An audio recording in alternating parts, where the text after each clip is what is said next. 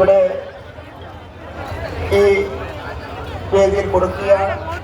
ഉത്സവാദി കാര്യങ്ങൾ മാത്രമല്ല ക്ഷേത്ര ഭരണസമിതിയുടെ ഭാഗമായി ക്ഷേത്ര ഭരണസമിതി ഒരുക്കിയിട്ടുണ്ട്. തുടർന്ന് ഉദ്ഘാടനം ചെയ്യുവാൻ നമ്മുടെ ശ്രീമതി സ്വപ്ന സുരേഷ്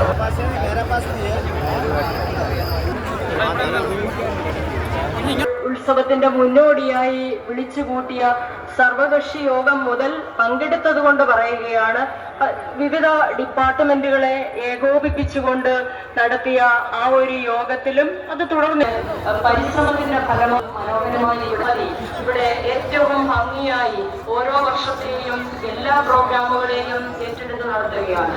ക്ഷേത്ര ഭരണസമിതി നമ്മുടെ പൊതു സമൂഹത്തിൽ തന്നെ നിന്നുകൊണ്ട് മേഖലയിലും വിദ്യാഭ്യാസ മേഖലയിലും അടക്കം ഏറ്റവും നല്ല രീതിയിലുള്ള ഇടപെടലുകളും കാര്യങ്ങളുമാണ് നടത്തിക്കൊണ്ടുപോകുന്നത്.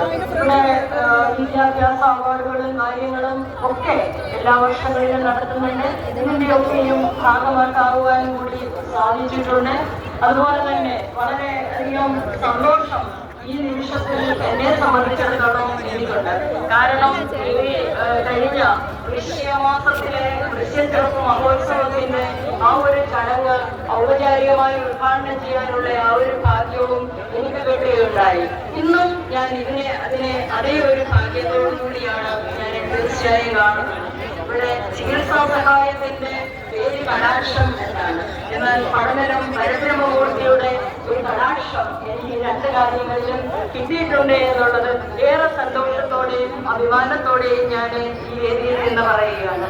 തീർച്ചയായിട്ടും ഇവിടെ കടാക്ഷം ചികിത്സാ സഹായ പദ്ധതി 16 കരകളിൽ നിന്നും ഏറ്റവും അർഹരായിട്ടുള്ളവരെ തന്നെ കണ്ട് തിരഞ്ഞെടുത്തുകൊണ്ട് അവരുടെ കൈകളിലേക്കാണ് ഈ ചികിത്സാ സഹായം എത്തിച്ചു കൊടുക്കുന്നത്.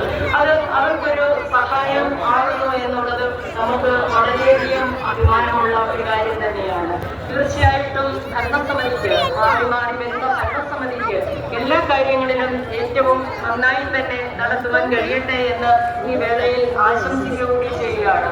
ഇവിടെ ഗ്രാൻഡ് വിതരണം നടത്തുന്ന സമയത്ത് ക്ഷേത്ര ഭരണസമിതിയുടെ പ്രസിഡന്റ് ഇവിടെ ആമുഖമായി സംസാരിക്കുന്ന കാര്യങ്ങൾ ഞാൻ അവിടെ നിന്നുകൊണ്ട് കേൾക്കുകയുണ്ടായി. അതിൽ നമ്മുടെ ഗ്രാമപഞ്ചായത്തിന്റെ പറഞ്ഞുകൊണ്ടുള്ള ശാന്തിനീയമായ തീർച്ചയായും അതാണ്